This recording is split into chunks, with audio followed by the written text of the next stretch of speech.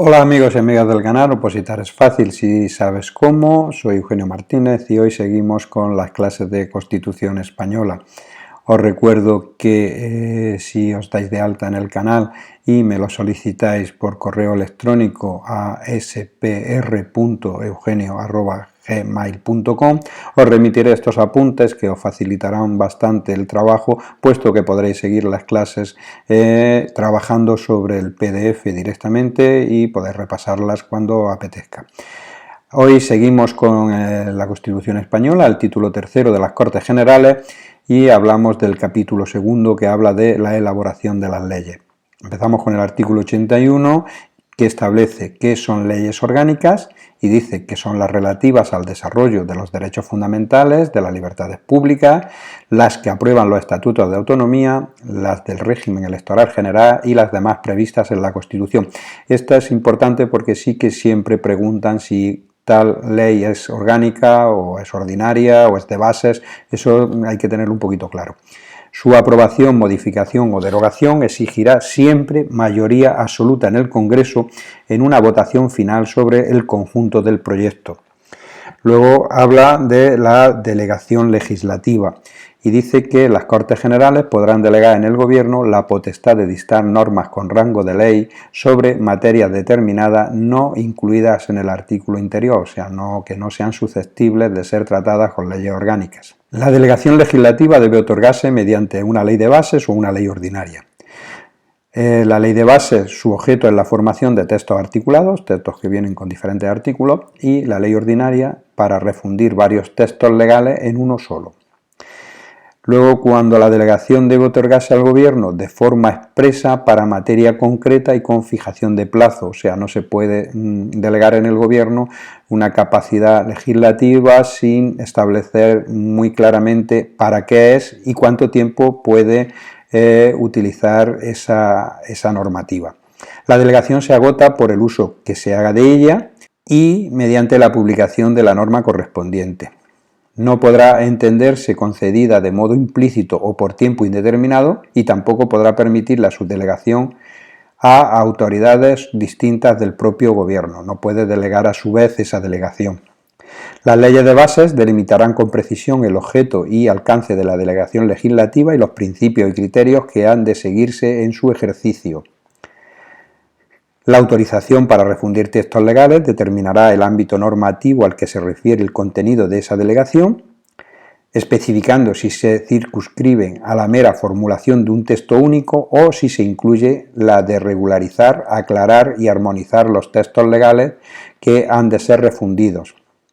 Sin perjuicio de la competencia propia de los tribunales, las leyes de delegación podrán establecer en cada caso fórmulas adicionales de control. El artículo 83 establece que las leyes de base no podrán en ningún caso modificar la propia ley de bases ni facultar para dictar normas con carácter retroactivo. El artículo 84 nos habla de que una proposición de ley o una enmienda fuere contraria a una delegación legislativa en vigor, el Gobierno está facultado para oponerse a su tramitación. En tal supuesto podrá presentarse una proposición de ley para la derogación total o parcial de la ley de delegación. Las disposiciones del Gobierno que contengan legislación delegada recibirán el título de decretos legislativos. Esto es importante, saber qué es un decreto legislativo. Es disposiciones del Gobierno que contenga legislación delegada. Eso es un decreto legislativo. El artículo 86 habla de los decretos leyes. Este artículo dice que en caso de extraordinaria y urgente necesidad, el Gobierno podrá dictar disposiciones legislativas provisionales que tomarán la forma de decretos leyes. Aquí hay que tener claro que en caso de extraordinaria y urgente necesidad es cuando el Gobierno puede dictar estas disposiciones legislativas, pero que son provisionales y que toman la forma que se establece como tal, decreto ley. ¿Y a quién no puede afectar estos decretos leyes? Pues al ordenamiento de las instituciones básicas del Estado, a los derechos, deberes y libertades de los ciudadanos regulados en el título primero, al régimen de las comunidades autónomas ni al derecho electoral general. Estos principios no pueden ser nunca regulados por decretos ley. Deben ser inmediatamente sometidos a debate y votación de la totalidad en el Congreso de los Diputados, por eso hemos dicho que eran provisionales, que tienen que ser convocados al efecto si no estuviesen reunidos en el plazo de los 30 días siguientes a la promulgación.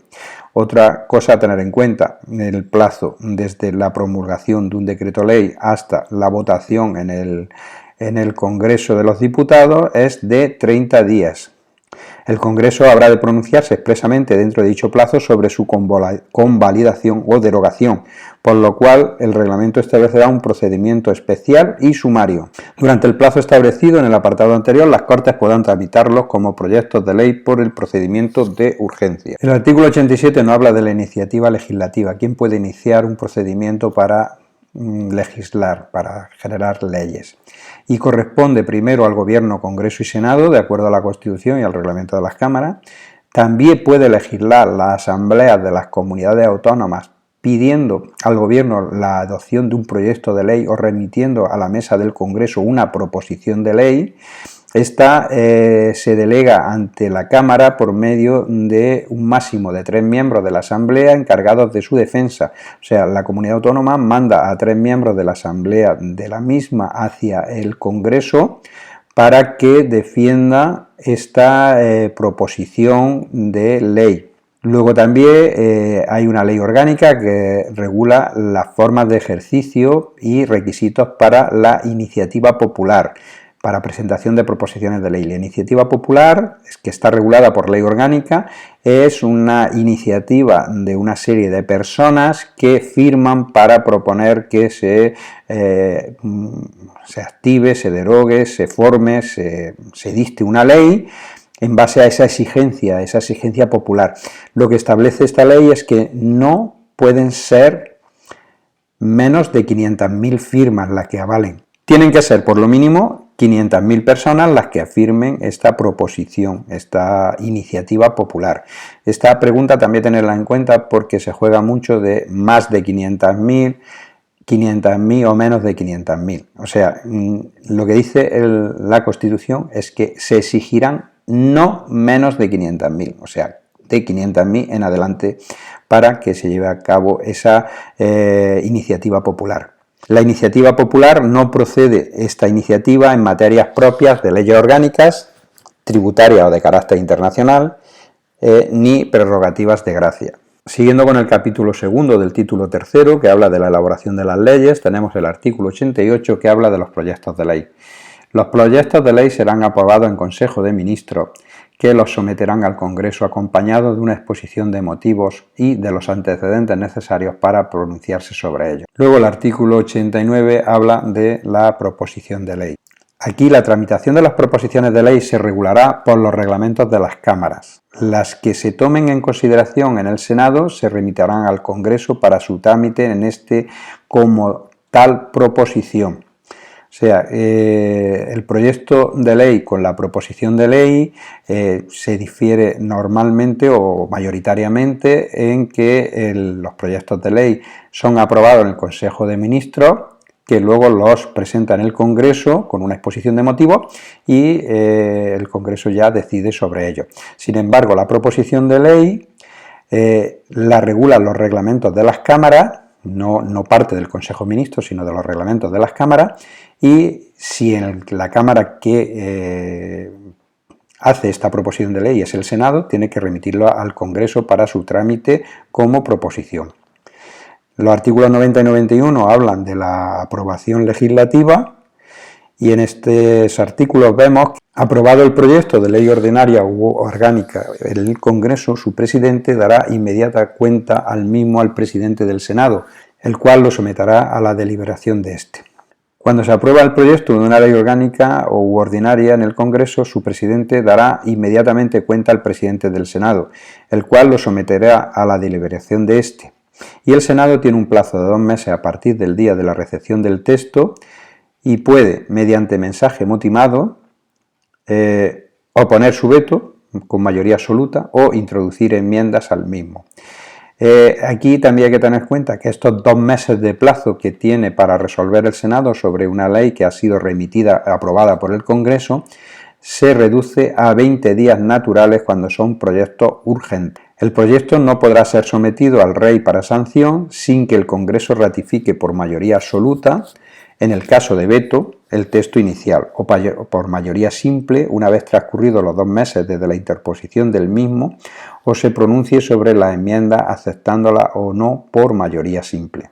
Esto quiere decir que antes de proponer al Rey para que sancione esa nueva ley, si existiera un caso de veto, quiere decir de oposición del Senado a ese texto que se le remitió aprobado por el Congreso a su vez tiene que volver a aprobarlo por mayoría absoluta, si fuese veto, o por mayoría simple, si una vez transcurridos los 2 meses desde la interposición del mismo, se pronuncia sobre la enmienda aceptándola o no. El proyecto no puede ser sometido al Rey para sanción sin que el Congreso ratifique por mayoría absoluta, en caso de veto, el texto inicial, o por mayoría simple, una vez transcurridos 2 meses desde la interposición del mismo, o se pronuncie sobre la enmienda aceptándola o no por mayoría simple. Aquí tener en cuenta que habla de 2 tipos de mayoría. Si es para solventar un veto, una oposición al total de la ley por el Congreso, sería mayoría